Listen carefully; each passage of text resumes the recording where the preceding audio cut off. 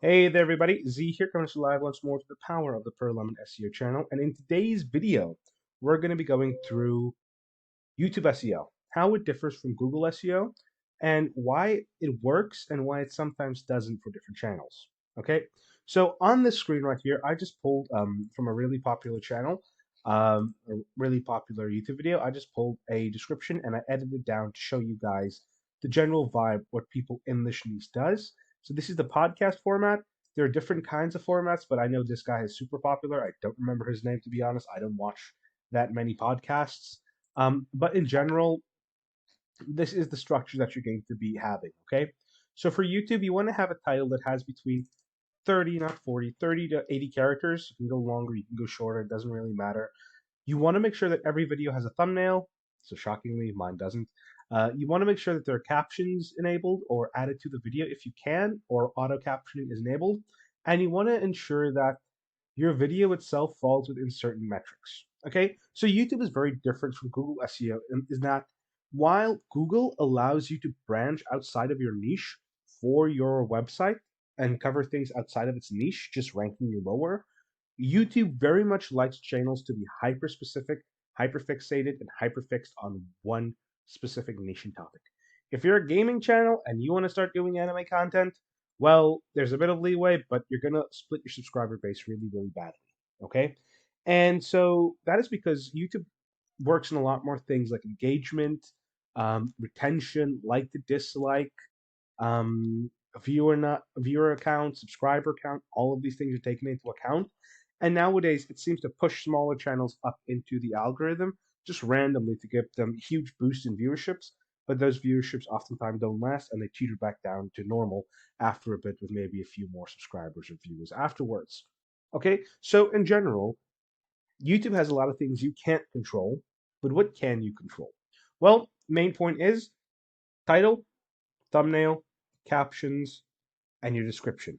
Okay, so usually, and this is just in general, higher quality content is more likely to rank in Google than lower quality content on YouTube. I mean, but also, if you are smart enough with how you structure things, you can get a boost by doing things the way YouTube wants you to do. So we've covered title, we've covered caption, we've covered thumbnail. Now we're going to do the actual description. So whenever you're uploading a video, you get this about 5,000 character word, 5,000 character, 5,000 word, can't remember off the top of my head, limit for your description. And in this, you can throw basically whatever you want in there. Okay. Now, what you're going to do is you're going to make sure that you follow a rough structure to this. Now, this is for podcasts, so other videos are going to be different. Our video descriptions are much different than this. But in general, you're going to have an introduction paragraph. Okay. If you're doing a podcast, who are you or who are you talking to? What are you talking about? How are they credible? Where did they study? And how was it relevant to the person's life? Okay. So let's say you are a study channel. Wow, that plane is really going over. Um, you're a channel focused primarily on studying and helping people learn better, right? And you're doing a podcast with a professor from a local university talking about the various levels of mathematics and how it's not as complicated as people think about, right? So you, in this introduction, you're going to say, in today's video, we discussed with Professor um, Harvard from the University of Illinois, covering the various topics within mathematics. Professor Harvard has studied, has his PhD in mathematics and teaching, yada yada yada. You're just going to describe what's happening, why it's relevant, why this person is important in that section there, right? Then, if you've got sponsors, you can thank your sponsors. Honestly, for smaller channels, you're not going to have sponsors unless you're lucky and you get a sponsorship link when you're going to post in there. Then you're going to add in the socials. So you're going to add all your socials if you have it here: Reddit, Instagram, TikTok, Facebook, your website, Threads, a newsletter if you've got one. Everything, you're going to link all your socials here.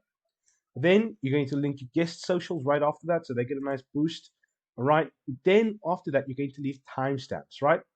So timestamps are basically these little points. Like if you ever go to a YouTube video and you are able to look at things, you can see those little nudges that pop up and tell you what's it about.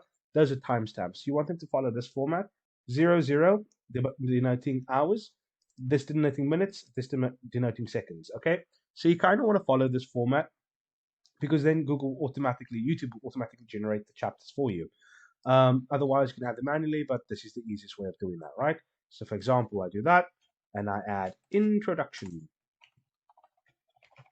right? Introduction, and then, for example, if I know the next conversation is happening at 2 minutes and 15 seconds, mathematics and the universe, for example, right? So this is automatically, once I put this in my description, going to generate the titles, right? And then finally, after that, I'll put this after that, you're going to have your sources. A good way to actually show that you know what you're doing is to cite your sources, especially on the internet, because one of the funny things about the internet is that everybody thinks they're a professional. Everybody thinks they know what they're talking about. But a lot of us just have a rudimentary understanding of something, and we let that confidence really blind us. So one of the things I know you can try on doing yourself is that you're going to get a quicker response if you show that you are wrong, because somebody out there is going to want to prove you wrong.